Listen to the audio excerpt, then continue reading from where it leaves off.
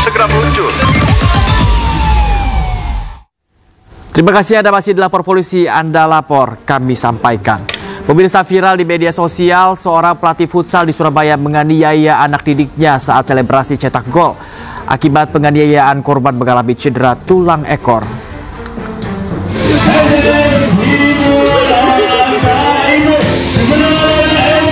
Sebuah selebrasi kemenangan tim futsal salah satu sekolah di Tambak Asri Kota Surabaya berakhir mengenaskan saat sang pencetak 2 gol dihampiri pelatih tim lawan. Dalam video berdurasi 25 detik itu, nampak sang pelatih berkaos hitam menghampiri dan menganiaya korban dengan cara dibanting hingga terpelanting ke lapangan. Korban sempat berusaha menjaga keseimbangan, namun karena hentakan cukup kuat, dirinya jatuh terduduk di lapangan. Korban yang berusia 11 tahun ini sempat dievakuasi ke rumah sakit untuk dilakukan pemeriksaan ronsen. Hasilnya korban mengalami keretakan tulang ekor.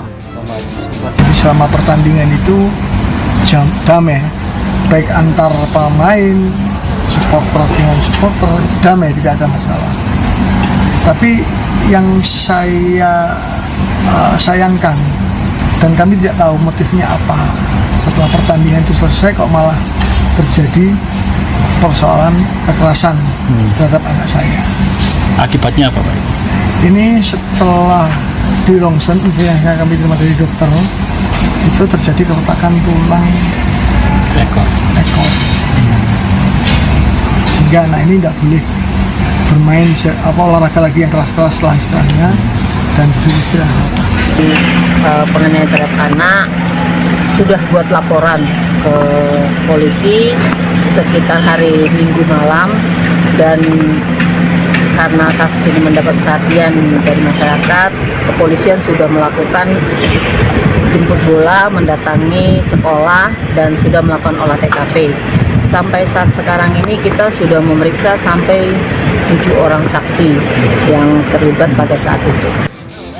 Saat ini kasus penganiayaan korban ditangani Unit Perlindungan Perempuan dan Anak Satreskrim Polrestabes Surabaya. Dari Surabaya, Nur Syafei, iNews melaporkan.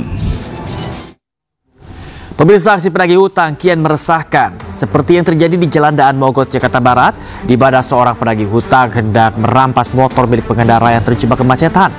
Namun aksi tersebut gagal karena dilerai pengendara lain. Daan Mogot. Ribut. Kita lihat. Nah, Daan Mogot nih.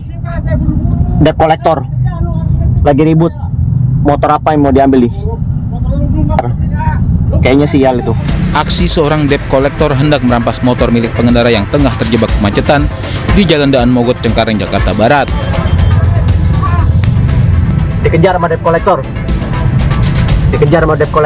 Kedua belah pihak bersih tegang. Bahkan kunci motor korban sempat diambil pelaku. Namun aksi perampasan motor ini urung dilakukan lantaran pengendara motor lain melerai keduanya. Gagal mendapatkan motor yang diinginkan, penagih hutang tersebut kabur. Motor mau ditarik sama leasing atau debt collector. Aksi komplotan penagih hutang mata elang sudah sangat meresahkan karena sering melakukan aksi perampasan berdalih motor menunggak bayar.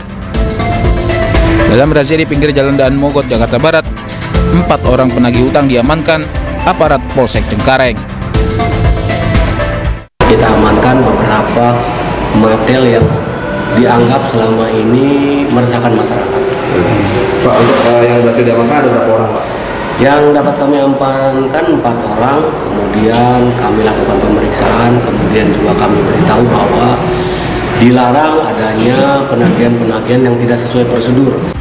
Polsek Cengkareng menyatakan patroli untuk pemberantasan para mata elang akan terus dilakukan. Dari Jakarta, Miftahul Gani, iNews melaporkan. Lebih dari 14.000 personil gabungan dikerahkan untuk mengamankan perayaan Hari Buruh Internasional di kawasan Monas, Jakarta Pusat pada Kamis besok. Rencananya akan diikuti oleh 200.000 buruh. Apel kesiapan pasukan dalam rangka pengamanan Hari Buruh Internasional atau May Day 2025 digelar jajaran Polda Metro Jaya bersama Kodam Jaya dan Pemprov DKI Jakarta pada Selasa sore. Apel digelar di kawasan Monas dipimpin langsung oleh Kapolda Metro Jaya Irjen Pol Karyoto. Tidak hanya pengamanan di sekitar Monas, Pihak kepolisian juga memastikan bakal mengawal iring-iringan buruh yang berangkat menuju Monas. Pada perayaan May Day 2025 rencananya juga akan dihadiri langsung oleh Presiden Prabowo Subianto. Kami, ya, Kapolda dan Pak Pangdam dan pemerintah daerah menyiapkan semaksimal yang kita mampu. Seperti contoh pengerahan unit ambulan, ya, dan tenaga kesehatan. Karena kita bisa bayangkan jam 9 hari-hari sekarang ini sudah dirasa sangat panas, ya. Sehingga kalau ada rekan-rekan dari pekerja yang pingsan dan lain-lain bisa ditolong dengan cepat. Satreskrim Polres Jakarta Barat mengungkap kasus penggelapan belasan unit mobil dengan 5 orang tersangka. Terungkap modus para pelaku menyewa kendaraan dari berbagai rental mobil lalu menggadaikan atau menjualnya kepada orang lain tanpa seizin pemilik.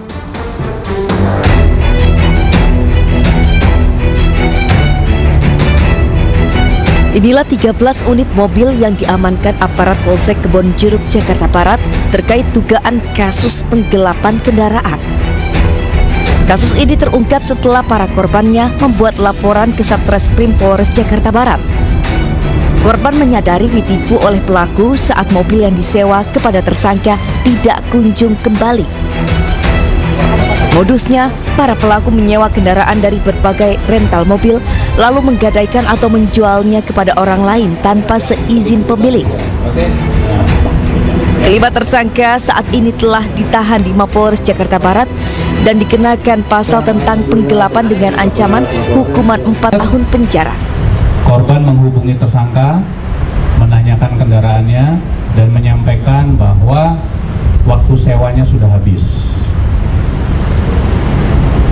Dan seharusnya dikembalikan kendaraannya. Namun tersangka HB belum mengembalikan dan dicoba dihubungi, tidak bisa dihubungi. Sementara kendaraan yang berhasil diamankan petugas dari tangan pelaku langsung dikembalikan kepada pemiliknya. Dari Jakarta, Miftahul Gani, iNews melaporkan. Satlantas Polres Tangerang menilang seorang pengemudi mobil yang menggunakan plat palsu luar negeri. Pelaku menggunakan plat palsu hanya demi gaya-gayaan. Penyebutan plat nomor yang tidak sesuai.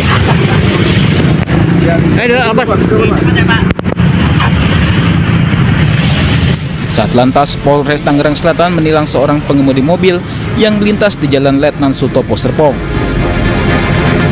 Saat diperiksa, mobil pengemudi ternyata menggunakan plat palsu luar negeri. Selain menggunakan plat nomor palsu luar negeri, pengemudi juga tidak mempunyai SIM karena masih di bawah umur. Di jalan raya, Jalan R Sutopo ini ditemukan kendaraan itu dengan memakai plat bukan peruntukannya di negara Indonesia. Jadi kita adakan penindakan, lanjut yang bersangkutan tidak bisa menunjukkan surat izin mengemudi, lanjut anggota melakukan penindakan dengan tilang manual STNK sebagai barang bukti untuk disidangkan nanti di Pengadilan Tangerang Selatan. Akibat perbuatannya, pengemudi dijerat pasal berlapis tentang Undang-Undang Lalu Lintas dan Angkutan Jalan dengan maksimal denda Rp1 juta. Dari Tangerang Selatan, Banten, Nunung Purnomo, iNews melaporkan. Jasad wanita tanpa identitas yang ditemukan Minggu malam di kamar kosan di Bekasi adalah korban pembunuhan. Polisi temukan sejumlah luka sayat di tubuh korban dan barang berharga korban hilang.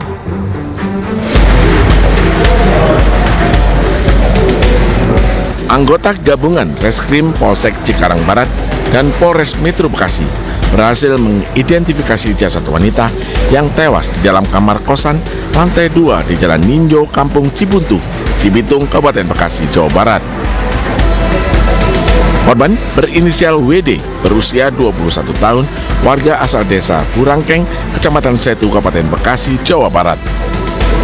Korban tewas dibunuh oleh para pelaku yang diduga teman pria korban dengan menggunakan pisau karter karena ditemukan sejumlah luka sayatan senjata tajam di sejumlah bagian tubuh.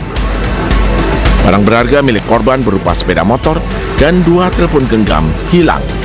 Dari keterangan pemilik kontrakan, korban menyewa kontrakan sejak Sabtu malam dengan sewa selama 8 jam.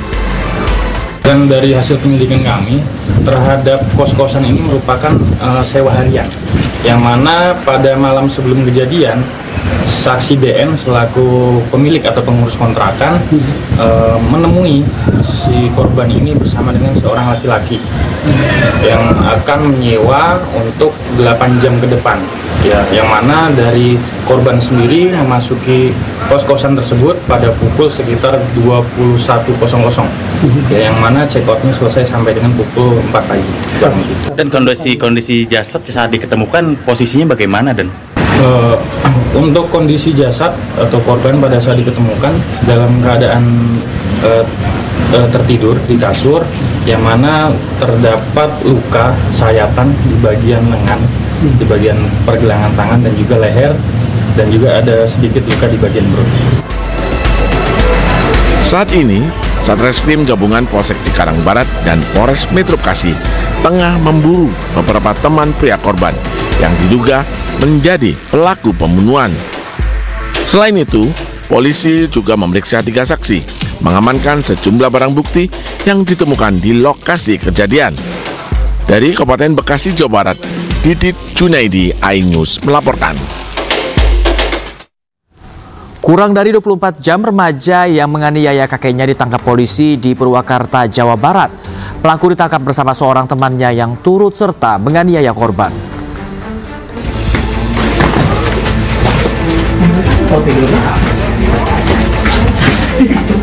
AL dan RW tak berkutik saat ditangkap polisi dari unit Catanras Satreskrim Polres Purwakarta di tempat persembunyiannya di wilayah kota Purwakarta. Selanjutnya kedua remaja ini dibawa ke Mapores Purwakarta untuk menjalani pemeriksaan. Dari keterangan polisi, kedua pelaku berencana membunuh Suyono 69 tahun karena salah satu pelaku AL merupakan cucu korban mengaku kesal sering dimarahi oleh korban. Puncaknya saat pelaku meminjam motor korban, namun kembali dimarahi karena terlambat mengembalikan motor korban. Kemudian AL dan RW menganiaya korban dengan 2 pisau dapur yang ada di rumah korban. Pelaku menduga korban sudah tewas, berniat membuangnya ke belakang rumah. Namun keburu warga berdatangan, pelaku langsung kabur. Modus operandinya, pelaku melakukan tindak pidana kekerasan dalam rumah tangga dan atau penganiayaan didasari karena merasa sakit hati, sering dimarahi oleh korban. Lalu pelaku saudara ALH bercerita kepada temannya saudara RAW hingga terjadilah perencanaan untuk melakukan pembunuhan terhadap korban. Nah, yang mana korban ini adalah kakeknya sendiri dari ALH. Sebelumnya, korban ditemukan tetangganya tergeletak dan terluka di lantai warungnya di Desa Mekargali, Jatiluhur, Purwakarta. Korban luka parah dan langsung dibawa ke rumah sakit. Polisi menangkap pelaku dan mengamankan 2 bilah pisau dapur. Saat ini kedua pelaku masih menjalani pemeriksaan di Mapolres Purwakarta. Sementara korban masih dirawat di RSUD Bayu Asih, Purwakarta. Dari Purwakarta, Jawa Barat, Irwan, iNews melaporkan. Seorang ibu rumah tangga menjadi korban penganiayaan yang dilakukan oleh tetangganya sendiri di Boyolali, Jawa Tengah. Korban mengalami luka serius dan langsung dilarikan ke rumah sakit oleh warga.